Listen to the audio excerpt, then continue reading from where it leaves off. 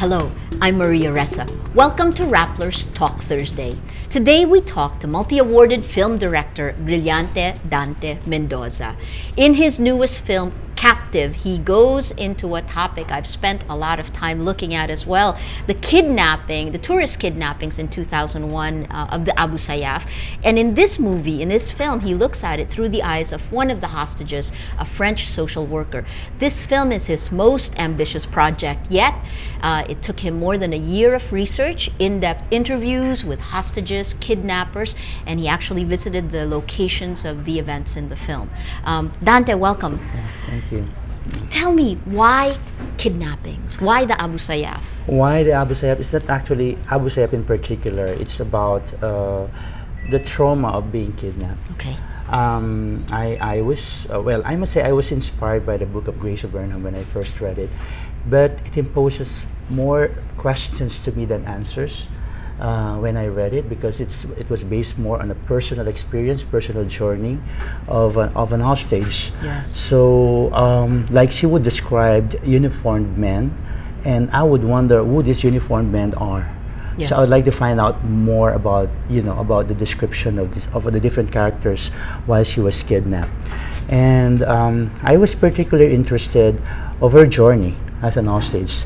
That was my first, glimpse and my first interest in this. When did that happen? Well, it happened in 2010 or later part of 2009. That's when you picked up the book. That pick up the book. Okay. The book, by the way, is called In Our Presence. It was written by Gracia Burnham. Yes. She and her husband, along with a Filipino nurse named Edibora Yap, were held hostage for more than a year. More than a year, 18 months. 18 months. 18 so months, you picked up her book in 2010. Yes, and so I started not really researching, but I find interest in what about the hostages, about the military involved, and about the government involvement, especially in that case in 2001. Yes, and one of the things she talked about there was how the military was giving food to their captors, right? I mean, that's the relationship between the two and of the them. constant chase of the military people inside the jungle, which she couldn't really describe or she couldn't really tell who these people are. So what part of the human drama did you focus on when you were working on this? Well, actually, when I was doing the research, I've learned and found out a lot of things which were not really my original intention. Like, for instance, I found out, well, because I did interview a lot of I'm sorry, a lot of Abu Sayyaf members, well, their families and their relatives. So I found out about their human side, which normally we don't really care. we always say that as a hostage we always sympathize with the hostages. Of course, I completely understand that. Yes. But there's another side of kidnapping and hostage taking. And my greatest learning in this research is that at the end of the day, everybody is a victim. That we are all a victim of our own cause, regardless of our religion, regardless of our beliefs and our philosophies in life. So, after I've interviewed a lot of military people and also found out how some military people are dedicated to their job. They could be, a lot of military people have died. Have sacrificed their lives in Mindanao. So I mean, it really bothers me. It really bothers me because a lot of us only see the one dimension. We only see that part, what the media would want us to believe, but we don't know what's really happening behind. So at this point in time, I wish I didn't knew some facts and some things that I've discovered. Like what?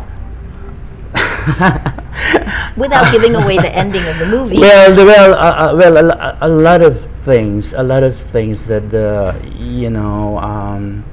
a lot of people. Some established system are really in connivance. Yes. And it really bothers me. It really bothers me. And as an ordinary individual, I am quite affected by it. Yes. When you talk about connivance, yes, everyone gets a piece of the action. The Exactly. ransom feeds everyone. It's part of the reason it Exactly. continues. Yeah. Did you learn while you were, I mean, you touched it, you were working on this for more than a year? A year, yeah. A year. Yeah. So did you gain any insights? I mean, is any solutions? Well, solution no. As a filmmaker, what I did is to present all the facts and all the issues, and as precise as I can and as truthful as I can, regardless of which fraction they're coming from. Yes. So I think that's as far as I can go as a filmmaker, and it will always depend on the audience and the people who are seeing it, you know, to absorb. One of the first showings of this, you had many of the victims, the people who had been kidnapped, watching it. Cesc Drilon, who Yes, was kidnapped for yes. 10 days. That was a horrific 10 days for us as well. Arlene de la Cruz, Yes. Lauren Lagarde, they were all at the showing.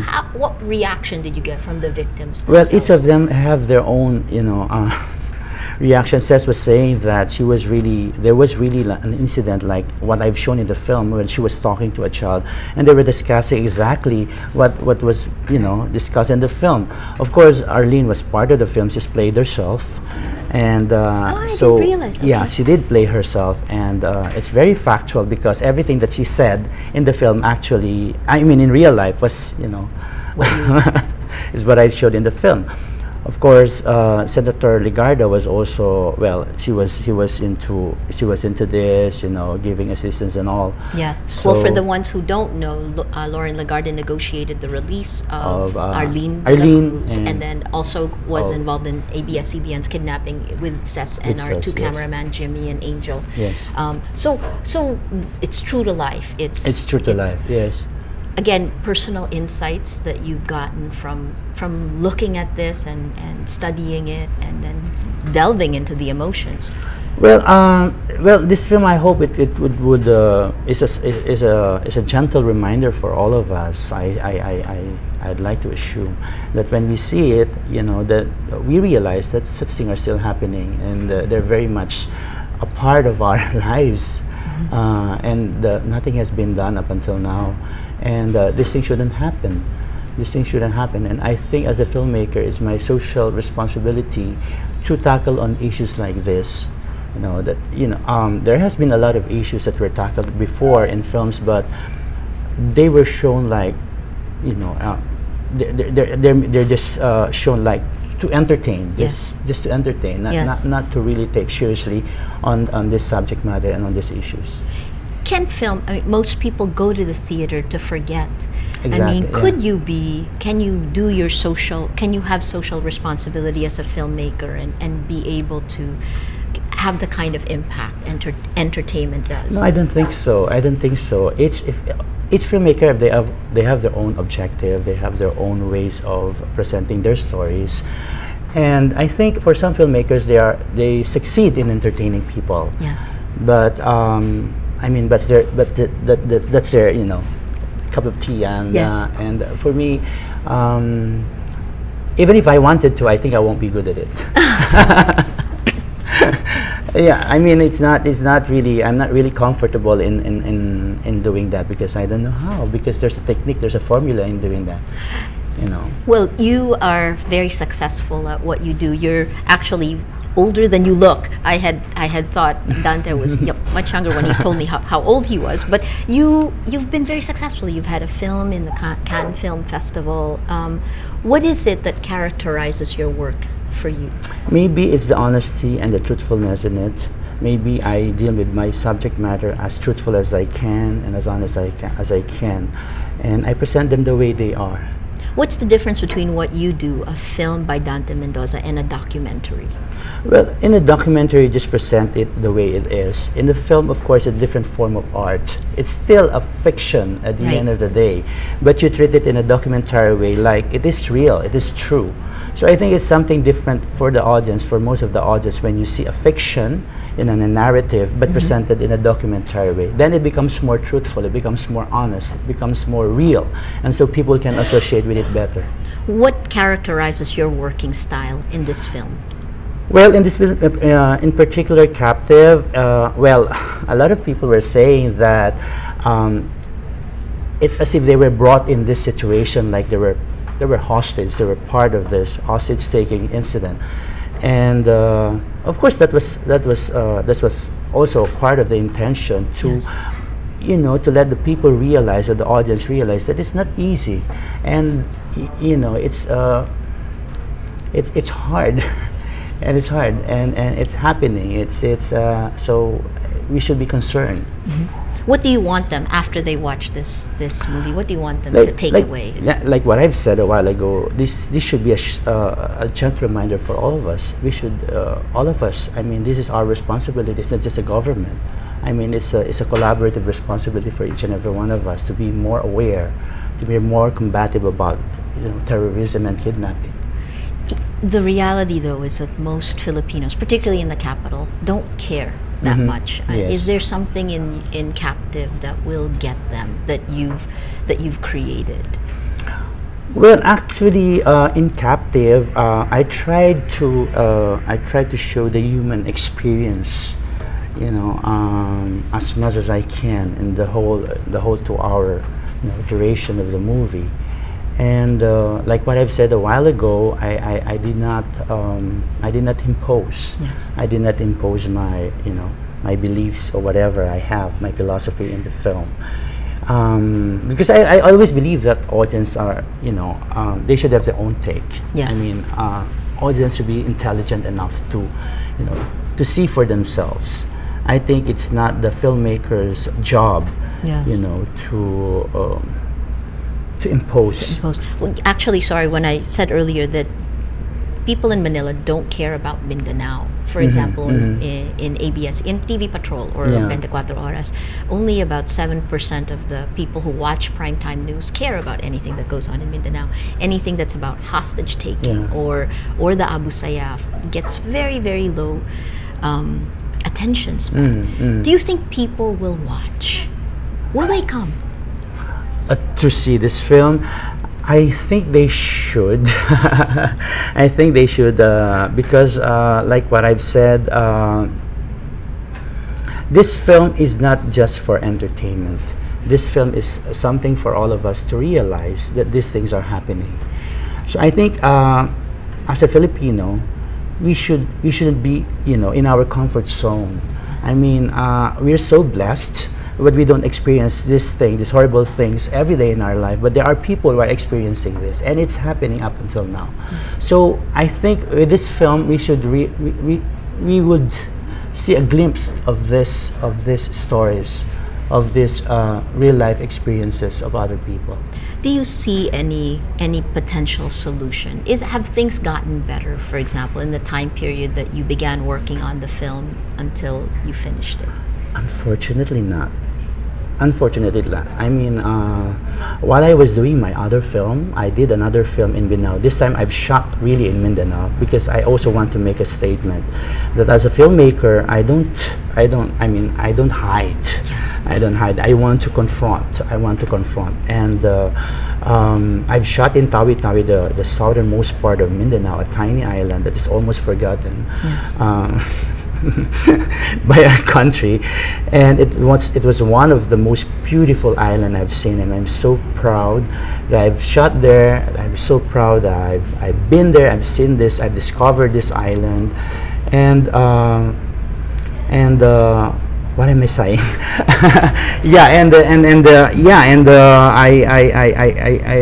I just want to share to the whole nation, that there's another side of Mindanao. Yes. That's why I've shot Yes. Dayrum. You were talking about whether or not things had changed. So you said Yes. while you were in Tawi-Tawi, you said I'm sorry, Yeah. I missed that. No. While we were in Tawi-Tawi, there was a kidnapping case. Yes. That yeah. happened. The Europeans. The were European, kidnapped. Yeah, the- the yeah. bird watchers. The bird watchers. Yes. Yeah. So it's still happening, Yes.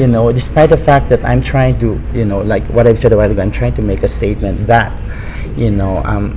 it could be peaceful here, Yes. I mean, this is a beautiful island and all, but, these things are still happening. So it's unfortunate. It's unfortunate that we can't help it, and, we just we just can't keep on, Glossing over it. glossing over it. Yeah. You spent you spent a year of your life on kidnapping, then you went on to Tawi Tawi. How do you choose your projects? I mean, you have limited time. How do you choose Before I choose a subject matter, it should come from not just an idea, but what you believed in as a person. I think that should be the foundation of each story that I tell.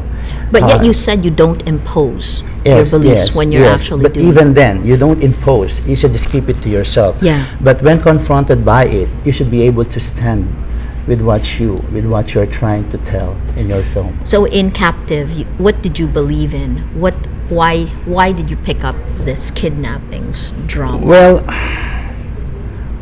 of course, I want to stop all this terrorism, and I want to stop all this kidnapping. In my own little way, as a filmmaker, is the best that I can do is to show, this kind of stories, not as a form of entertainment, but as a real life, as a real life activities. I mean, a real life experiences. So that's what I've been trying to do. And not just about kidnapping, but in all other issues as well. You have a foreign actress in it, a French. Why did you choose? We talked earlier about what her character is based on. One of the hostages. Yes. So this is a social worker. I think you said Marie Morbes is. Yes, actually, her participation in this film is fictional. Okay. I just made it I just made her a French missionary, because there was a French missionary actually that was kidnapped in Mindanao during those times. But actually, the main story is just the Dos Palmas. The Dos Palmas. Yes. The reason why how much is fact? How much is fiction? At least 25% is fiction. Just to put a point of view, a focalizer in the whole film. That's why I try to put a fictional character in Isabelle Huppert. And then, why did you choose Isabelle, and what does she bring into Well, it? Isabelle, other than one of the most respected actor in the world, she is a very committed actor. She's a very committed artist, and it's really a great experience for any filmmaker to collaborate with a talent like her. It's a once in a lifetime experience that I don't think I could ever collaborate with any other bigger actor again. But she was very much willing when I approached her. But I didn't have any idea about this when I won in Cannes, when she was the president of the jury in 2009. We just accidentally met in Sao Paulo in Brazil. That's fantastic. When I was having my retrospective, and she was having her a photo exhibit of herself. Fantastic. So your lives have intertwined in different times. Yes. And so I discussed her about this project. At first, I asked her if she's been to the Philippines. She said she was here about 20 years ago when she was much younger. And I asked her if she liked it here, and she said it's a beautiful country, and I would like to go back in the Philippines. So I invited her. Maybe if you come back to the Philippines, we can do a film together. And so she took you up on it. Yes. Fantastic. The life of a filmmaker is not always easy in the Philippines, is it? Yes. How do you fund your films? How do you keep them going? Well, I'm very lucky to have you have to be given grants from different parts of the world, most especially in Europe. Comes from being multi-awarded. Yes. Yeah, so I get most of my funds from different funding institutions abroad. Okay. So they fund my film, not a big amount though, but just a smaller amount just to give us. Are you happy with Captive? Is it what you wanted? Yeah, very much happy with Captive. Captive is quite different from the last few films that I've been doing. It's much more it was intentionally for me to do it more audience friendly, more